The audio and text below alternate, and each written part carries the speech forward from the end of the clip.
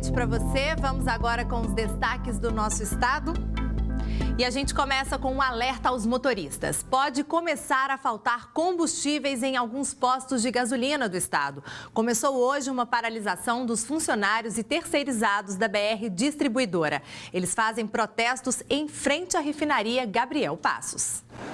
A paralisação de funcionários e terceirizados da BR Distribuidora começou cedo. Faixas foram colocadas na porta da empresa em Betim. Essa paralisação, deliberada em assembleia pelos trabalhadores, tem por objetivo impedir, blecar a chamada privatização da Petrobras. A BR Distribuidora, da qual o nosso sindicato é o representante dos trabalhadores, entende que o que está em curso é um esfacelamento da Petrobras. Com a paralisação de hoje até o dia 19, os caminhões não serão abastecidos com derivados de petróleo. Com isso, os postos da rede também deixam de receber o combustível. Aqui tem carga e descarga de álcool hidratado, de álcool anidro. E os derivados que vêm da refinaria para ser distribuídos aos postos, indústria, E esse abastecimento não está acontecendo? Não está acontecendo. Gerente deste posto de outra rede em Contagem, Juliano está preocupado com o efeito cascata. A nossa reserva é uma reserva razoável. Os postos de combustíveis que consomem e que vendem muito devem possuir uma reserva maior. Não é o nosso caso. A fila cresce e a demanda do posto também aumenta, uma vez que os postos Petrobras começam também a ficar sem combustível. Segundo ele, os postos conseguem armazenar combustível para 2 ou 3 dias. Com a falta nos postos BR e o aumento da demanda nas outras redes, pode faltar combustível nos próximos dias. A notícia pegou muita gente de surpresa. Surpresa já preocupa a gente, Porque de repente vem a notícia dessa, A gente vai ter que tomar alguns meios aí, Vou colocar o que der aqui, fazer o quê? Se não tiver gasolina, tem que parar. 2 pessoas ficaram feridas em um acidente na BR-365, na saída para Patrocínio, no Triângulo Mineiro, no fim de semana. Um dos veículos capotou. Dentro dele estavam 2 crianças e 2 adultos. O acidente aconteceu na tarde de sábado na BR-365, que liga Uberlândia a Patrocínio. Segundo informações colhidas no local, o pneu do Fusca estourou. Foi então que o motorista perdeu o controle da direção, invadiu a pista contrária e em seguida bateu no outro carro, onde estavam pai, mãe e 2 filhos. Estávamos sentido Uberlândia e Indianópolis, indo para um rancho, município de Indianópolis. E ao passar sobre a ponte do Rio Araguari, fomos surpreendidos com um carro atravessando a nossa frente, um Fusca. E daí eu não vi mais nada, só via o impacto e o carro capotando, E os gritos das crianças, que a gente estava eu, minha esposa e mais 2 crianças. Mas, graças a Deus, foi só ferimentos leves mesmo. Eu saí, aí nós conseguimos tirar as crianças, Arrombamos as portas, os vidros, tiramos a minha esposa e, graças a Deus, foi só danos materiais. 2 pessoas que estavam no Fusca foram socorridas com ferimentos leves. Os ocupantes do outro carro receberam atendimento do Corpo de Bombeiros no local. O motorista, ainda muito assustado com o acidente, questiona a situação de conservação do carro que provocou o acidente. Eu não entendo como que um carro, nas condições desse que colidiu comigo, aqui invadindo a minha pista, ainda está rodando. Ainda que eles estivessem indo, parece que para um encontro de carros antigos ali, não tem a menor condição de rodar aquele carro. Ele colocou a nossa família em risco e a deles também, a vida deles também, Uma decisão do Superior Tribunal de Justiça reacendeu uma polêmica nos condomínios residenciais. Moradores inadimplentes podem ou não usar as áreas comuns como salões de festas, churrasqueiras, academias ou piscinas. Uma decisão complicada para deixar qualquer síndico em alerta. Neste conjunto de prédios, na região noroeste de Belo Horizonte, a decisão de proibir o uso da churrasqueira, do espaço gourmet e do salão de festas pelos moradores que não estiverem em dia com o pagamento da taxa de condomínio foi tomada em assembleia. Foi resolvido pelos moradores, foi levado para a votação dos moradores, eles resolverem como é que ia ficar essa questão de inadimplente poder utilizar ou não a questão de espaços que geram custo. Eles tomaram a decisão de que quem estivesse inadimplente com o condomínio não poderia efetuar reservas pelo site que a gente tem para poder estar utilizando essas áreas que geram cobrança adicional, além do valor que é debitado no condomínio todo mês. O impedimento acontece apenas para as áreas que, para usufruir, o morador precisa pagar uma taxa extra. Ou seja, o objetivo é que o morador inadimplente não gere gastos extras para o condomínio. A proibição não ocorre em áreas comuns, como piscinas, por exemplo. Como a questão foi uma decisão levada em assembleia para os moradores poderem votar e resolver, o índice de reclamação disso praticamente não existe. O problema é que em alguns condomínios o morador inadimplente é proibido de utilizar as áreas comuns, gerando constrangimento. Baseado nisso, o Superior Tribunal de Justiça negou nesta terça-feira o recurso de um condomínio da capital que foi condenado a pagar indenização a uma moradora impedida de frequentar o clube existente no prédio por estar inadimplente. A moradora entrou na justiça em 2011 para que o condomínio parasse com os procedimentos humilhantes de cobrança das taxas, como impedi-la de usar o clube. Na ocasião, o condomínio alegou que essa era uma forma de obrigá-la a pagar o que devia. O STJ acertou com relação a essa decisão, porque ela vem a proibir a postura do condomínio de proibir que os moradores inadimplentes venham ter acesso ao clube do prédio, no caso a área lazer, a piscina, a sauna, as quadras. O STJ se pautou no fato do constrangimento da cobrança de forma humilhante para expor os moradores em relação a toda a coletividade. Isso realmente é degradante e foi proibido pelo STJ. Para Quênio, existem formas mais legítimas de cobrança, como estipulando juros de 10% ao mês. Também permite, inclusive, o Código Civil, artigo 389 e 395, que faz constar na convenção o dever do devedor pagar o valor da contratação do advogado que venha postular a ação de cobrança. Há outro mecanismo também em relação a protesto do boleto bancário junto ao cartório. Isso é possível. E, logicamente, isso vem a pesar muito contra o inadimplente. Mas tudo deve constar na convenção do condomínio. A decisão do STJ abre precedente para outras semelhantes. A convenção bem elaborada, fator de tranquilidade, pode reduzir a inadimplência e reduzir os custos do condomínio. Então, a convenção pode vir a prever multa superior a 2% contra o inadimplente contumaz, juros de até 10% ao mês e com relação ao protesto até o SPC. Então, é necessária uma convenção bem feita para que haja toda a proteção para o condomínio. Amanhã é dia de jogo da Olimpíada no Mineirão. Às 16h, as seleções femininas de futebol da Alemanha e Canadá disputam a semifinal da competição. Hoje foi dia de reconhecimento de campo no estádio. Pois é, Alemanha e Canadá que voltam a se enfrentar nesta Olimpíada Rio 2016 pelo futebol feminino. As duas seleções fizeram parte do grupo F na fase de grupos, se enfrentaram e aí foi com vitória canadense por 2-1.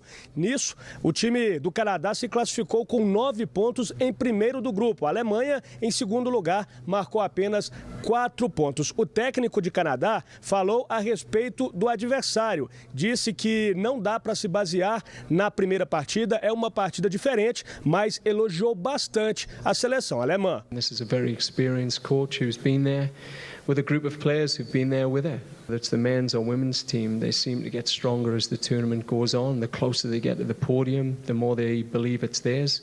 That's where I see Germany's main strength will be the mindset. Este é o técnico da seleção canadense, John Herdman. Ele comandou um treinamento agora à tarde aqui no CT Lana Drummond. Já a seleção alemã trabalhou pela manhã na Toca da Raposa 2 e treinou bastante cobranças de pênalti. Claro que se a partida ficar empatada nos 90 minutos e também na prorrogação, a vaga para a final será decidida nas penalidades máximas. E aí um fato curioso, as jogadoras, enquanto batiam as penalidades hoje na Toca, quem ficava de fora vaiava, isso mesmo. E de acordo com a técnica alemã, o que a gente vai conferir agora faz parte da preparação para o jogo aqui em Belo Horizonte. Claro, por causa daqueles 7-1, ela imagina que a torcida mineira, a torcida brasileira, vá pegar no pé da seleção alemã.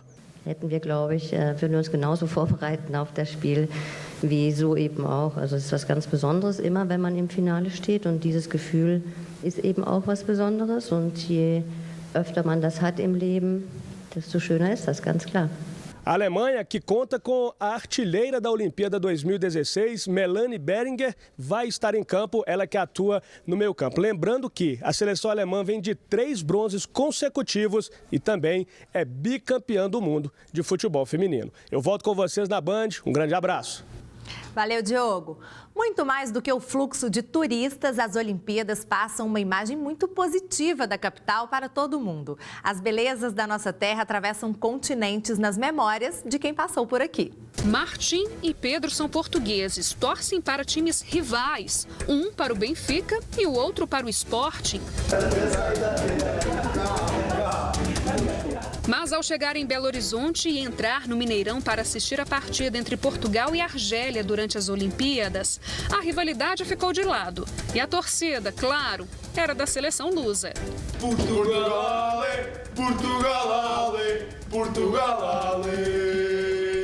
Para mim foi marcante porque ainda não tinha assistido a nenhum jogo olímpico mesmo. Agora tive a oportunidade, achei que devia agarrá-la. Fui lá ver, gostei bastante. Mas não tiraram nenhuma foto para guardar para a eternidade. Pois, isso realmente foi mau. Mas pronto, guardámos aqui dentro dos nossos corações. Está aqui a lembrança. Enquanto o Mineirão é símbolo de diversão para alguns, para outros, estádio lotado quer dizer mais dinheiro no bolso. É o caso deste hostel bem pertinho do Gigante da Pampulha. A Olimpíada ajudou a aumentar a movimentação aqui no hostel? Menos do que a gente esperava. A expectativa quando foi definida Belo Horizonte como cidade olímpica era maior.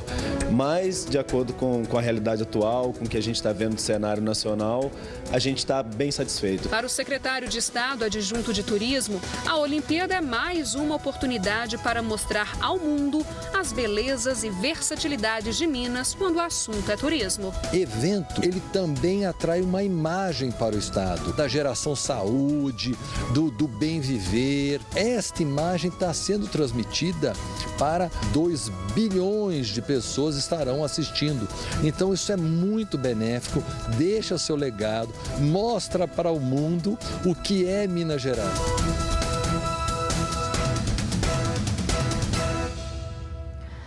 Veja a seguir, acidente deixa pelo menos 2 pessoas feridas. E ainda tem o futebol. O fim de semana foi complicado para os times mineiros. E sem vitórias, Cruzeiro e América continuam na zona de rebaixamento. E o Atlético não conseguiu avançar na parte da tabela. É já já.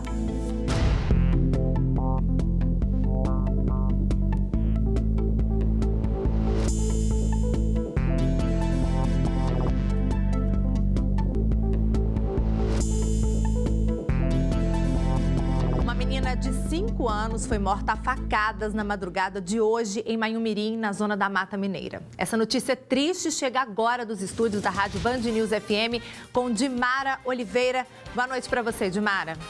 Boa noite, Gisele. Boa noite para todo mundo que está acompanhando o Band Minas. A história é realmente muito triste, Gisele. O autor do crime é um jovem de 19 anos que confessou o crime. Disse que a mãe da menina teria feito um trabalho para atrapalhar o relacionamento dele com uma outra moça. Segundo o relato do próprio jovem, ele teria discutido com a mãe da menina na manhã do domingo e seguiu naquele mesmo dia, à noite, para a casa da mulher na tentativa de se vingar. Como ele não encontrou a mãe, que havia ido a um forró na cidade, ele atacou então a filha.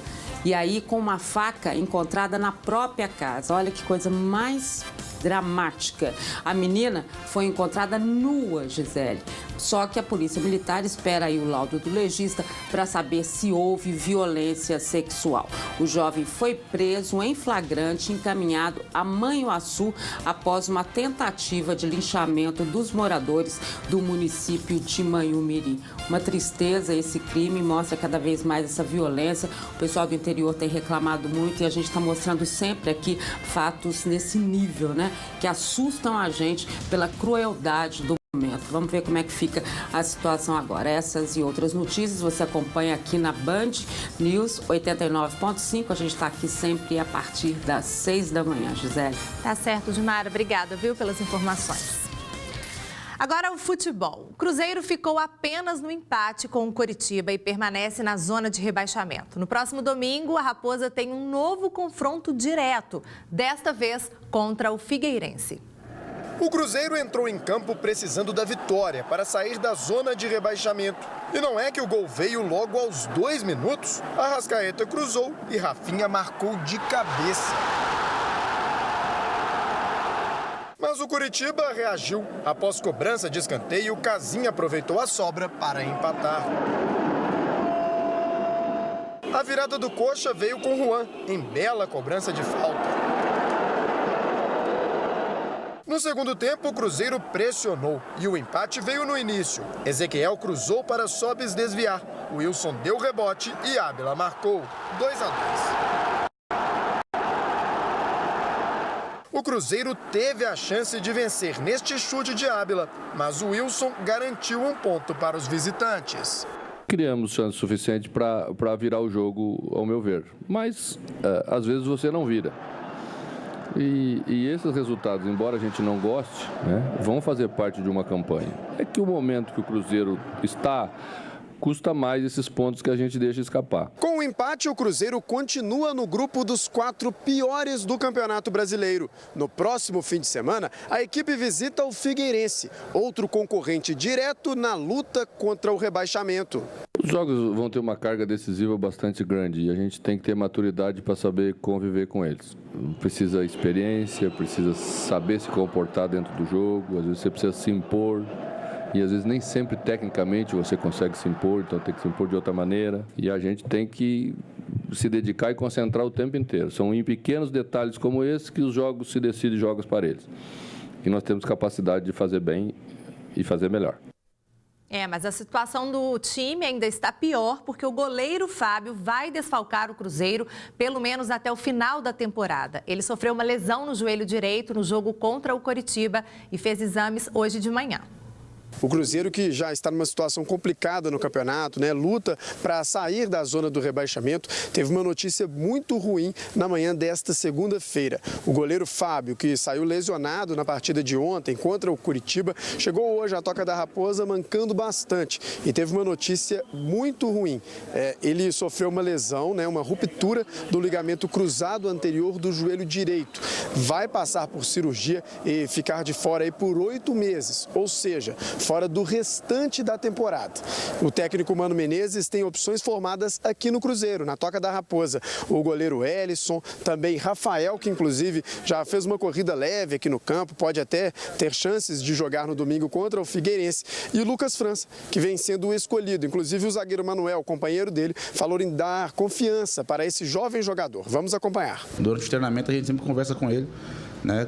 Então ele é um garoto, mas é um cara que está no grupo aí faz tempo já. O momento ali é um momento de passar tranquilidade para ele poder nos ajudar. E todo mundo tem que se unir nesse momento para poder sair dessa situação. Bom, e com essas opções, o Mano Menezes aí vai decidir quem vai enfrentar o Figueirense lá em Santa Catarina, um jogo dificílimo e muito importante. Isso porque o Figueirense é um concorrente direto, o Cruzeiro precisa da vitória para ter chances de sair já na próxima rodada dessa zona do rebaixamento. Bom, o técnico Mano Menezes inclusive falava que era o momento de contar com os jogadores experientes e de ter calma, olha só. Os jogos vão ter uma carga decisiva bastante grande. A gente tem que ter maturidade para saber conviver com eles. Precisa experiência, precisa saber se comportar dentro do jogo, às vezes você precisa se impor. E às vezes nem sempre tecnicamente você consegue se impor, então tem que se impor de outra maneira. E a gente tem que se dedicar e concentrar o tempo inteiro. São em pequenos detalhes como esse que os jogos se decidem jogos para eles. E nós temos capacidade de fazer bem e fazer melhor. Pois é, um desafio a mais do Cruzeiro, que tenta sair dessa situação complicada, fugir do rebaixamento. Eu volto com vocês. Obrigada, André. No sábado, o América enfrentou o Fluminense no Espírito Santo, mas o resultado não ajudou muito. Fim de semana complicado também para o Atlético. No sábado, o América enfrentou o Fluminense no Espírito Santo. O gol do tricolor carioca foi uma pintura. Henrique Dourado aproveitou o cruzamento e pegou de primeira, sem chances para João Ricardo. Com o resultado, o Coelho permanece na lanterna do Brasileirão, com 13 pontos. Na briga da parte de cima da tabela, o Atlético visitou o Santos, no jogo que marcou o reencontro de Robinho com o Peixe. Após cobrança de escanteio, Gustavo Henrique abriu o placar para os donos da casa. Em mais um escanteio, Ricardo Oliveira cabeceou sozinho para as redes. No fim do jogo, o camisa 9 santista recebeu a bola e fuzilou na saída de Vitor. 3-0. Apesar da derrota, o Galo continua no G4, agora na 4ª posição. A seguir, explosões de caixas eletrônicos. E você vai ver também que fiéis participaram de uma celebração especial em nome de Nossa Senhora da Boa Viagem, padroeira de Belo Horizonte, neste feriado. É já depois do intervalo.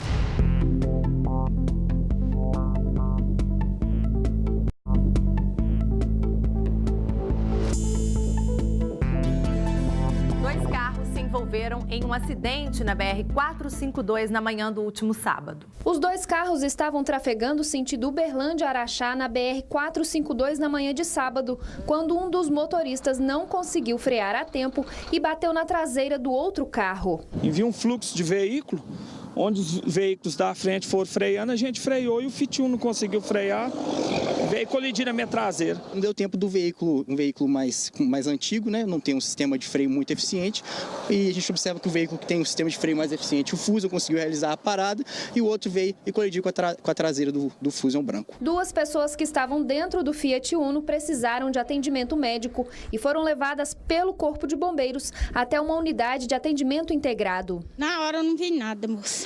Quem foi socorrido? A minha filha e meu marido. Meu marido tá bem, agora a minha filha, eu não sei, né, que ela machucou mais um pouquinho, eu não sei. Tá. Aí o cinto pegou assim nela, machucou bastante. Nesse Uno, que tiveram as vítimas mais graves, que foram conduzidas ao UAI Pampulha, a passageira do banco de trás, com escoriações na região da clavícula, por causa do cinto de segurança, o mesmo com o condutor do veículo. Neste feriado, os belo-horizontinos celebram a padroeira da cidade, Nossa Senhora da Boa Viagem. A Arquidiocese da capital fez uma programação especial hoje. A Igrejinha da Pampulha fez parte das comemorações do dia de Nossa Senhora da Boa Viagem, padroeira de Belo Horizonte. A imagem da santa, conduzida em carreata pelo Corpo de Bombeiros, foi recebida com palmas pelos fiéis. O mais novo patrimônio cultural da humanidade, o conjunto arquitetônico da Pampulha, foi abençoado pelo bispo auxiliar Dom Edson Oriolo nesse dia especial. Uma maneira que nós temos de vivenciar esse acontecimento é valorizar cada vez mais a vida, e que a nossa arquidiocese tem esta preocupação e colocando Maria como sendo um grande referencial para todos nós. Há 300 anos, fiéis renovam a devoção à santa na região onde hoje está a capital mineira, antes mesmo da formação do Arraial Curral del Rei, hoje Belo Horizonte. Comemorar a mãe de Jesus, né? Nossa mãe, a mãe da igreja, né? A gente sabe que cada momento ela está nos protegendo, cuidando da gente, né? Eu tenho muita fé em minha mãe, porque ela intercede para a gente por tudo. No pior momento que você tiver, ela intercede por você. A celebração na Igrejinha contou com um coral de vozes.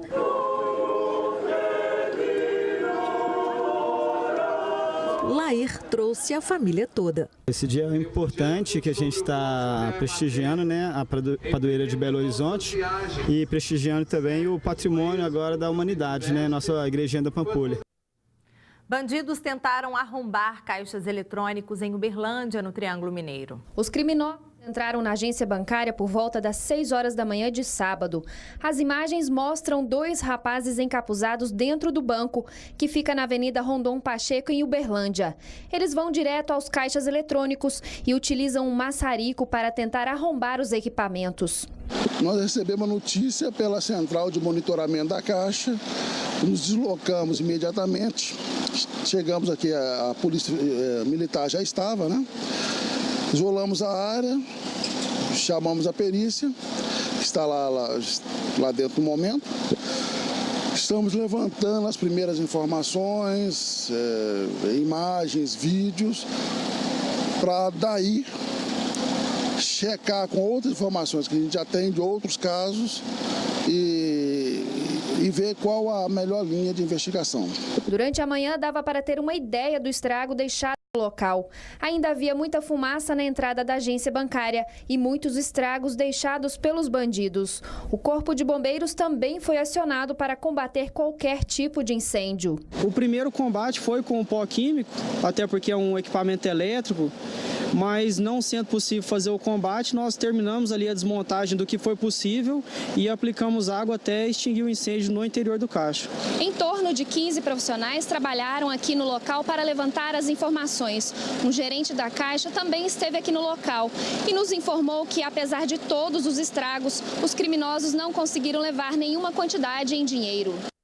E olha, aqui na região metropolitana também teve um caso parecido, viu? Nós vamos conversar com Luciana Viana, que tem as informações. Boa noite, Lu. Boa noite, Gi. Boa noite a todos. Bom, foi em Betim na última madrugada, no bairro industrial Paulo Camilo. 4 homens invadiram uma empresa de transportes e tentaram explodir o caixa eletrônico. De acordo com a Polícia Militar, imagens do circuito de segurança registraram o momento dessa invasão e também o momento em que eles vão em direção ao caixa eletrônico. Nessa ação, eles usaram uma banana de dinamite. Porém, eles desistiram, Gisele, fugiram antes mesmo de explodir o caixa eletrônico. Militares do GAT, Grupo de Ações Táticas Especiais, foram acionados, estiveram no local, recolheram o explosivo e os 4 suspeitos estão foragidos. Vamos torcer Lu. aí, né, para que eles não voltem ao local e nem em outro mais, né? São sempre muito ousados, né? Obrigada, viu, Lu? Boa noite para você. Boa noite. Bom, a gente fica por aqui. Para você de casa também, uma ótima noite, uma ótima semana. A gente volta a se encontrar amanhã. Fique agora com o Jornal da Band e as notícias do Brasil e do mundo. Até amanhã.